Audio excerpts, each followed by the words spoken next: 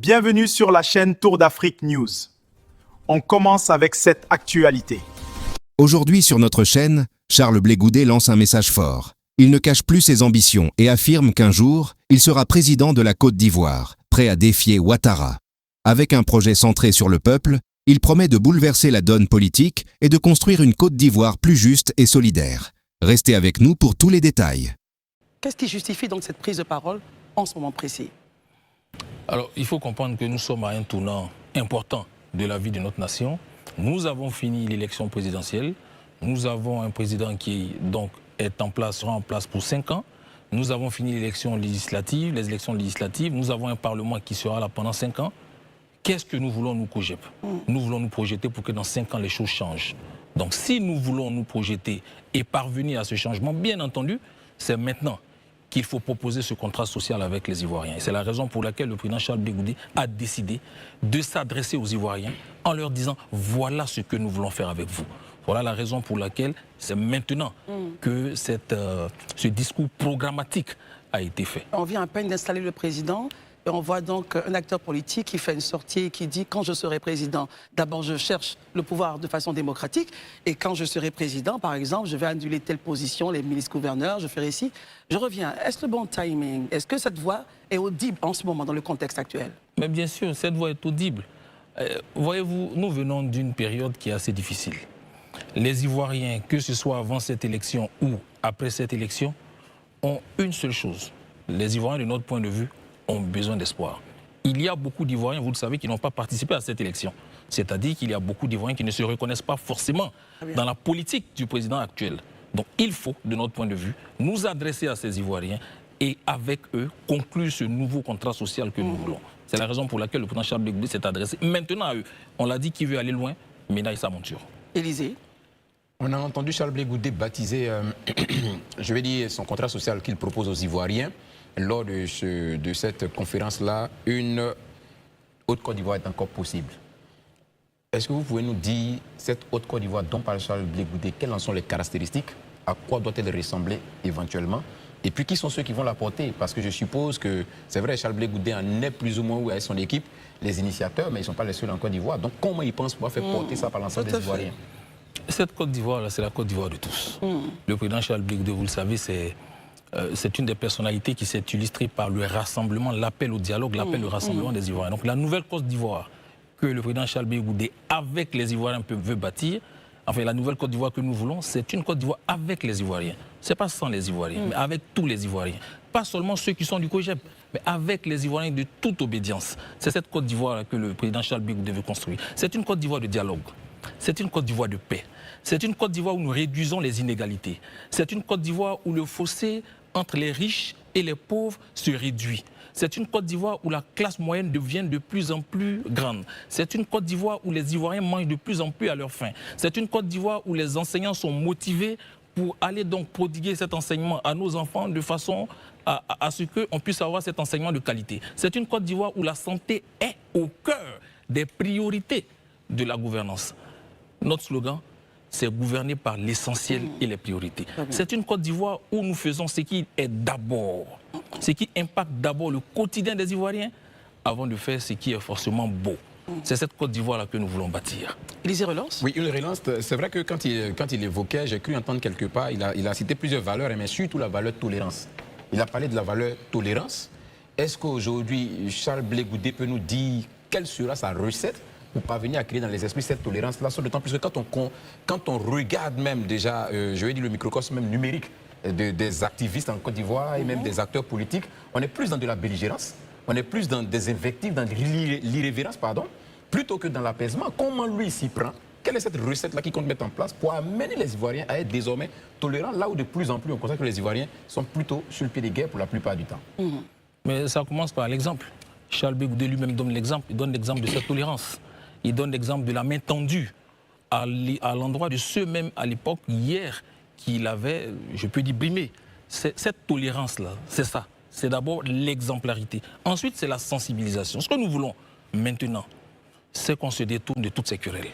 C'est qu'on se détourne de cette belligérance. Aujourd'hui, nous critiquons le pouvoir en place, qui, de notre point de vue, brime l'opposition. Mais en même temps, vous verrez qu'entre nous opposants, nous n'arrivons même pas à accepter nos différences. La tolérance, c'est d'abord avec le gouvernement, à l'égard du gouvernement, mais c'est également entre nous. Il faut accepter nos différences. C'est de cette tolérance-là que nous parlons, la recette du président Charles Blé Goudé. Tolérance envers tout le monde, tolérance entre nous au sein de l'opposition. Très bien. Docteur Barry? Maître Ouaraga, vous parlez de tolérance, le président Charles Blé Goudé parle de tolérance. Vous n'êtes pas sans savoir que récemment, il y a un individu, un citoyen, qui s'était permis de faire un certain commentaire sur lequel je ne vais pas revenir, à l'endroit du président Charles Blé Goudé. Une plainte a été déposée, l'individu en question a été interpellé. Est-ce que ça aussi, c'est une forme de tolérance? En tant qu'homme politique, est-ce que vous n'auriez pas dû être clément envers cet individu-là, par exemple? Et deuxièmement, parlant toujours de clémence, comment vous matérialisez la clémence alors que vos compères de la gauche, notamment le PPACI et vous, êtes à couteau tiré? Même si vous n'êtes pas dans un affrontement, mais on sait que ce n'est pas le grand amour. Maître? Alors, pour la première question, vous n'êtes pas allé au bout du récit. Alors, il fallait aller au bout du récit. La fin du récit, c'est qu'après la plainte, Oui. il y a eu un retrait de plainte du président Charles Blé Goudé. Ah, ok, Qu'est-ce qui a d'accord. justifié? Est-ce que l'autre partie a montré remords? Oui, bien sûr, il y a eu une démarche. Il y a eu des médiations à des chefs traditionnels, il y a toute la notabilité de sa région et il y a lui-même également son mea culpa. Bien entendu, le président Charles Blé Goudé était sensible. L'idée n'était pas d'envoyer quelqu'un en prison. Non, c'est une atteinte à sa dignité et c'est ce que la loi nous offre comme recours lorsque nous subissons ces genres d'atteintes. Donc nous avons porté plainte, mais plus tard, bien entendu, la plainte a été retirée et moi-même, j'étais à cette audience parce que j'ai suivi la procédure. Nous avons demandé à ce que le retrait de plainte soit pris en compte. Et Dieu merci, le tribunal en a tenu compte. Mais est-ce que le grand public a été informé justement du développement de tout ceci? Parce que pour certaines personnes, le président Charles Blé Goudé a porté plainte et la personne peut-être est en prison. Parce qu'on vous a vu donc faire un narratif devant caméra. Mais par contre, ce qui s'est passé entre-temps dans l'antichambre, c'est pas très connu. J'ai fait un communiqué Très bien. à l'issue de cette audience. J'ai fait un communiqué pour informer donc l'opinion que le président Charles Blé Goudé avait retiré une plainte et que le monsieur Taki Frank, c'est le nom de ce jeune, a été libéré, enfin condamné avec sursis. Il a demandé pardon, ça va. Oui, il a demandé pardon et le président Charles Blé Goudé, tolérant, comme je l'ai dit, a accepté le pardon, il a retiré sa plainte. Très bien. Ma deuxième question. Oui, la deuxième question. La deuxième question, elle est relative aux querelles que certains entretiennent. Je dis certains parce que ce n'est pas tout le monde qui entretient cette querelle entre nos frères du PPACI et nos frères du COGEP. Non, ce n'est pas le COGEP et le PPACI. Le COGEP n'est pas en querelle, le PPACI. Il y a certaines personnes sur les réseaux sociaux qui trouvent un malin plaisir à attaquer le président Charles Blé Goudé. Il y a également de l'autre côté d'autres personnes qui en réponse également en font de même. C'est tout ça que nous voulons voir cesser. C'est tout ça que nous voulons voir cesser. Il faut que ça cesse parce que justement, c'est une des raisons pour lesquelles la gauche n'est pas attractive. Les Ivoiriens nous perçoivent aujourd'hui comme un groupe de personnes qui sont à couteau tiré. On ne présente donc pas une alternative crédible.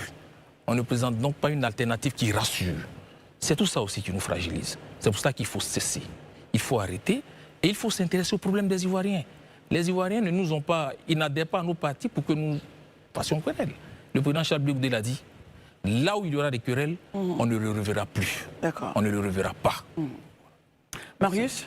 Alors, moi, j'ai écouté avec beaucoup d'attention donc tous les propos tenus par le président Charles Blé Goudé au cours de cette conférence de presse. Il disait entre autres que je me suis dit entre autres que ces propos s'inscrivent dans une stratégie de repositionnement politique au plan national. Avec un appel implicite à dépasser un certain nombre de clivages classiques que nous vivons et à construire une force citoyenne, ces propos sont de lui, à construire une force citoyenne autour d'un projet de société plutôt qu'autour d'intérêts partisans.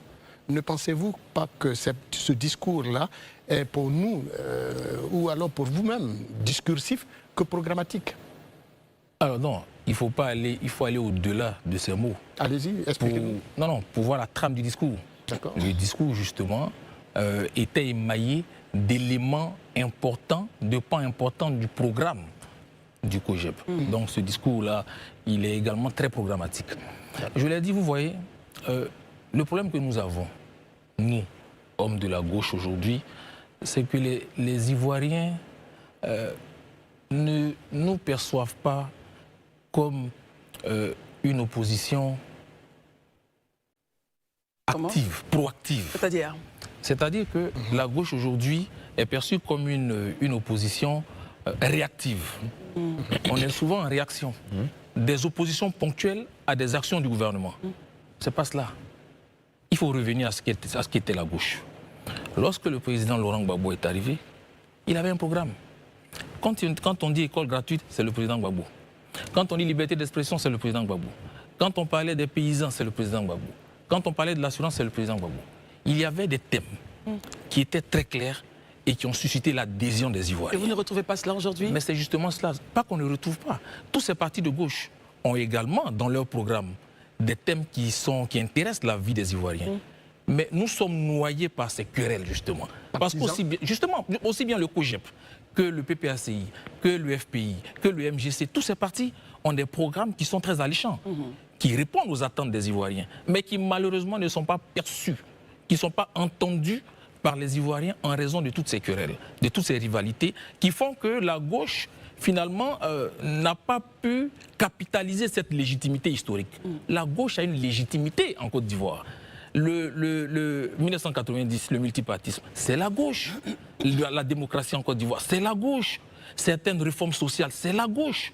Donc il faut maintenant transformer cette légitimité historique si vous voulez, en capital actuel pour que demain nous puissions constituer effectivement cette alternance, cette alternative-là pour reprendre le pouvoir. Voilà le problème qui mine aujourd'hui la gauche. Cela m'amène donc à vous interroger sur, au regard justement de vos observations de la vie même politique nationale en tant qu'acteur politique. Que pensez-vous, ou pensez-vous très concrètement que la gauche a besoin, que pensez-vous que la gauche a besoin pour naturellement créer son unité en vue de la conquête du pouvoir d'État? Est-ce que je pense que la gauche a besoin d'unité? Oui, la gauche a besoin d'unité. Faites une comparaison avec nos frères, les oufouettistes. À un moment donné, en dépit des divergences qu'il y avait par exemple entre le président Henri Konan Bédié et le président Alassane Ouattara, mais ils se sont mis ensemble avec d'autres partis pour former le RHDP. Je crois que c'est en 2005, pour aller ensemble contre le pouvoir, le régime du président Laurent Gbagbo. On peut revenir sur les conditions dans lesquelles ils sont arrivés au pouvoir, mais ils y sont arrivés ensemble. Ils y sont arrivés ensemble. Est-ce que la gauche qui est aujourd'hui fragmentée peut arriver au pouvoir de façon isolée? Quand on a en face un parti qui est installé depuis 15 ans, qui a le pouvoir exécutif, qui a le pouvoir législatif et qui impacte même le pouvoir judiciaire, est-ce qu'on peut y arriver? Il est nécessaire pour nous, hommes de gauche, de nous unir parce que la gauche, comme je l'ai dit, il y a aujourd'hui en Côte d'Ivoire des réformes sociales, il y a des avancées notables du point de vue social, du point de vue démocratique, qui sont à mettre au crédit de la gauche. La gauche a toute sa place et elle doit revenir au pouvoir. Elle doit revenir au pouvoir. Le peuple ivoirien, les Ivoiriens ont besoin de la gauche. Non seulement en tant qu'opposition maintenant crédible, forte, qui peut faire également des propositions au gouvernement, participer donc de cette façon, mais également pour reprendre le pouvoir, pour ramener au centre de la gouvernance le social, l'humain, contrairement à ce que nous voyons aujourd'hui. Élysée? Ok. On a aussi entendu, revenant toujours sur la question de la gauche, l'appel que le président Charles Blé Goudé a lancé pour vraiment reconstruire une gauche beaucoup plus crédible, comme vous le dites, pour être une alternative crédible. Mais cette même gauche-là, je pense que celui qui la porte et dont vous évoquez le nom, le président Laurent Gbagbo, avait lancé un appel il y a quelques mois de cela, ce qu'on avait appelé l'appel de Beaunois. On n'a pas entendu le COGEP donner d'avis favorable à cet appel-là. Aujourd'hui, Charles Blé Goudé lui-même reconnaît qu'on est à la fin d'un cycle. Est-ce qu'aujourd'hui, cet appel qu'il lance n'est pas un appel opportuniste? Parce qu'il voit qu'on est à la fin d'un cycle, bien sûr, quand il parle de la fin d'un cycle, de tous nos grands qu'on connaît qui ont cristallisé la vie politique pendant 3 décennies, sont aujourd'hui, pour la plupart, vraiment, je veux dire, sur la fin. Est-ce que cet appel-là ne sonne pas comme un appel opportuniste? Parce qu'il sait qu'il y a de la place à prendre, donc il s'érige là en celui-là qui veut vraiment être le rassembleur de la gauche, et puis donc il va porter ce leadership. Mais il n'a pas été opportuniste. Nous ne sommes pas des opportunistes. Nous sommes réalistes. Nous sommes pragmatiques. Quel est le bilan de la gauche aujourd'hui? Certains sont allés à l'élection présidentielle, l'élection législative, d'autres n'y sont pas allés. Mais quel est le bilan? On se retrouve tous dans la même situation. Quel est le bilan? Après 15 ans, une gauche fragmentée, effritée. Qu'est-ce qu'on devient, nous, la gauche? Mais est-ce que vous n'avez pas peut-être contribué à ça? Parce que quand on lance un appel, l'appel de Beaunois du président Laurent Gbagbo, et que vous n'y répondez pas, ou bien vous ne donnez pas d'avis favorable, Est-ce que vous n'avez pas quelque part contribué déjà à s'aimer les gemmes même de cet échec qu'on constate aujourd'hui? Non, l'échec de la gauche ne se résume pas à l'appel de Benoît, non, attention. Il faut Non, faire pas attention. ça se résume pas, mais ça fait partie. Ça veut dire que c'était quand même une plateforme que le président Laurent Gbagbo voulait créer pour retrouver ses amis. Et il n'a pas eu de réponse, il n'y a pas eu d'adhésion. Parlant de cet appel précisément, nous avons reçu au siège du COJEP, et j'étais à cette séance de travail, le président exécutif du PPAC, le président Dano Djidji et M. Navigué Kounaté, qui sont venus donc nous rencontrer pour exposer donc l'appel de Benoît. Nous avons dit que nous attendons. Ils nous ont dit nous allons nous revenir avec le contenu de cet accord. On n'a pas eu de suite. Okay. Vous n'avez pas aussi demandé non, on n'a pas eu de suite. Mais ça, ce n'est pas le plus important. Alors la vraie question, justement, c'est comment vous arrivez à voir cette gauche-là unie. Le président Charles Blé Goudé tend la main. Il demande que le pouvoir et l'opposition puissent se parler. Mais en même temps, quand on regarde du côté de la gauche, il faut être vrai, vous l'avez dit, il y a plusieurs lignes. Il faut rassembler déjà vos lignes, en faire une ligne unique et puis aller rencontrer le pouvoir. Comment vous arrivez à cela? Comment vous arrivez à faire briser les tensions, à vous ramener en unité autour de qui vous voudrez et puis rencontrer le pouvoir? Est-ce que c'est possible? Est-ce une utopie? Non, ce n'est pas utopique. Je crois que les Ivoiriens ont cette capacité de se dépasser, de se retrouver. J'ai pris l'exemple tout à l'heure du RHDP. Vous avez vu que c'était des oppositions très fortes. Ce sont nos frères ivoiriens, ils ont réussi à se retrouver à un moment donné. Comparaison n'est pas raison, c'est pas ce que je veux dire, mais ce que je pense, c'est que le plus important pour nous, c'est que les Ivoiriens retrouvent dans la gauche les idées qui ont fait qu'il y a eu cette adhésion massive et populaire autour de la gauche.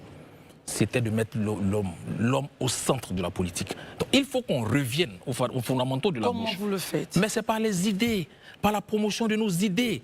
D'abord, par briser également les égos que nous avons au niveau de la gauche. C'est justement le comment de cela, le comment de briser les égos. Vous y arrivez comment, justement, si vous estimez qu'il y a des égos? Non, mais bien sûr, c'est chacun.